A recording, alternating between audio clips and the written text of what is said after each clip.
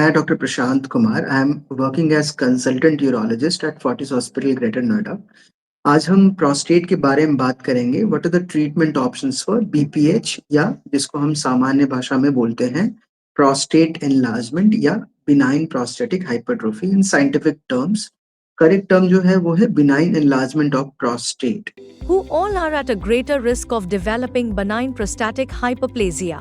BPH की बात करें तो प्रोस्टेट के जो people who are at higher risk for developing BPH are the people who lead a more sedentary lifestyle, who have some metabolic issues जैसे diabetes है, blood pressure है, या इस तरह की बीमारियां हैं, या फिजिकल एक्टिविटी कम है, या if you are an alcoholic, या फिर if you are smokers, so those peoples are at more risk of developing prostate issues, और वो भी early age rather than developing it in at 80 years of age or 90 years of age.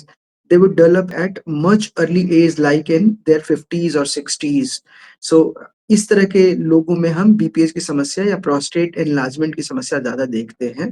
Prostate की तकलीफें जो urine से related होती हैं, they would come with these kind of issues कि मुझे पेशाब में तकलीफ हो रही है, बार बार जाना पड़ रहा है, पेशाब की धार धीमी पड़ रही है, रात में उठना पड़ रहा है, या मैं पेशाब के लिए जाता हूँ, उसके बाद भी मुझे पेशाब को इनिशिएट करने में थोड़ा-सा टाइम लगता है, अर्थात इसको हम बोलते हैं हेजिटेंसी।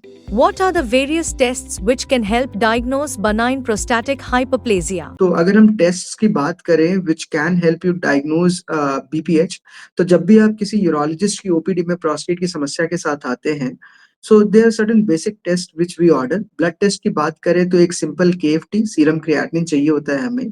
प्रोस्टेट की जो ब्लड टेस्ट होती है PSA, which is a very important test which can use to screen blood prostate cancer, is used. It has to be done once a year. So हम ब्लड टेस्ट में PSA, KFT कराते हैं। Urine test भी हम कुछ कराते हैं, जैसे यूरिन रूटीन माइक्रोस्कोपी या यूरिन कल्चर टेस्ट होता है। फिर उसके बाद हम पेशाब के धार की जांच करने के लिए बोलते हैं, अर्थात यूरोफ्लोमेट्री, और अल्ट्रासाउंड के लिए बोलते हैं USG for kidney, ureter, bladder and prostate. इसको हम बोलते हैं यूएसजी केयूबीपी। इसमें हम देखते हैं कि किडनी की कोई स्वेलिंग तो नहीं है, सूजन वगैरह तो नहीं है, ब्लैडर में ज्यादा थिकनेस तो नहीं है, प्रोस्टेट का साइज क्या है। सो ये सब चीजें हमें देखने के लिए मिल जाती है, या फिर ब्लैडर का वॉल थिकन तो नहीं हो गया, सिस्टाइटिस के चेंजेस तो नहीं है। So these are certain issues that we detect with ultrasound. Uroflowmetry एक बड़ा इंपॉर्टेंट पैरामीटर्स है जिसको हम पेशाब की धार की जांच भी बोलते हैं। इससे हमें पता चलता है कि आपकी अवस्था अभी किस स्टेज पर है। सपोज अगर पेशाब की गति बहुत ज्यादा धीमी है, तो वैसे में फिर हम rather than medical treatment we might have to think more radical like surgical management, but most of the patients they would be managed with medical treatment only. So Euroflowmetry is an important criteria which helps us guide what treatment should be initiated in the patient. Is there any association of benign prostatic hyperplasia and prostate cancer? BPH and prostate cancer में कोई ऐसा as such association नहीं है। Prostate cancer कभी भी छोटे prostate में भी देखा जाता है, बड़े प्रोस्टेट में भी देखा जाता है। हालांकि prostate cancer has been seen to be more associated with small prostate glands rather than large prostate glands. Prostate बढ़ने की समस्या के कारण ही प्रोस्टेट की तकलीफें होती हैं, जिनको हम सामान्य भाषा में बीपीएच बोलते हैं, या गदूद का बढ़ना बोलते हैं। प्रोस्टेट कैंसर काफ़ी बार ऐसा हो सकता है कि आपको कैंसर हो, हालाँकि फिर भी आपको कोई तकलीफ ना हो। It can stay silent before you catch it, and then आपको सडनली पता चलता है कि ये प्रोस्टेट कैंसर, फैला हुआ प्रोस्टेट का कैंसर था, जिसका इतने लंबे सालों से पता नहीं चला। इसलिए प्रोस्टेट कैंसर की स्क्रीनिंग पीएसए टेस्ट होना बहुत ज़रूरी होती है, जो 60 साल के बाद आपको एनुअली कराना चाहिए। हालाँकि कभी-कभी हम 50 साल के बाद भी बोलते हैं। अगर सपोज़ आपके भाई को हुआ हो प्रोस्टेट कैंसर, या आपके फादर को हुआ प्रोस्टेट कैंसर, तो ऐसे कंडीशंस में हम पेशेंट्स को बोलते हैं कि 50 इयर्स के बाद साल में कभी एक बार आप टोटल पीएसए टेस्ट कराइए।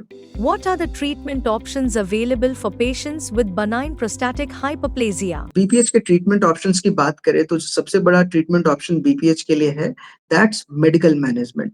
Medical management has come up to such a stage that रफली 70% of the patients in a urologist clinic they would be put on medical management ideally. सो इनमें बहुत सारे पेशेंट्स को हम जो दवाइयाँ हैं, जैसे एल्फुजोसिन, टैमसुलोसिन, सिलोडोसिन, ड्यूटास्टेराइड, फिनास्टेराइड, लो डोज टैडलाफिल, तो इन सब दवाइयों पे हम पेशेंट्स को मैनेज कर लेते हैं। सर्जिकल मैनेजमेंट की बात करें तो then there are various modalities of treatment which is available in current scenario. Surgical management में जो सबसे पुराना और ट्रस्टेड जो ट्रीटमेंट है दैट्स बाइपोलर टीओआरपी। लेजर की बात करें तो होलेप है, holmium laser enucleation of prostate, thulium laser enucleation of prostate, which is used when the prostate size is more than 100 grams or bigger. For patients जहां पर आप ऑलरेडी कार्डियक मरीज हैं, दिल में स्टेंट पड़ा हुआ है, ब्लड थिनर्स पर हैं, तो then there are other treatment modalities available such as water vapour therapy या रेज्यूम है।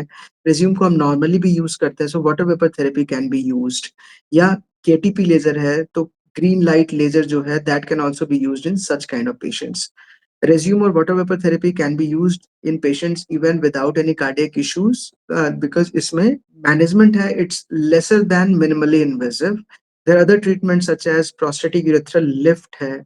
So there are a lot of options surgically which are available, and it's a basket of choice where the patient can select based on their preference after seeing for their complications and what are their relative advantages. So prostate की बहुत सारी treatment options आज के ज़माने में आपको उपलब्ध हैं। तो कभी भी अगर आपको प्रोस्टेट की तकलीफ हो, तो you always come because most of the times it's just a simple plain one medicine which can help you in getting relief and passing urine with ease. Thank you.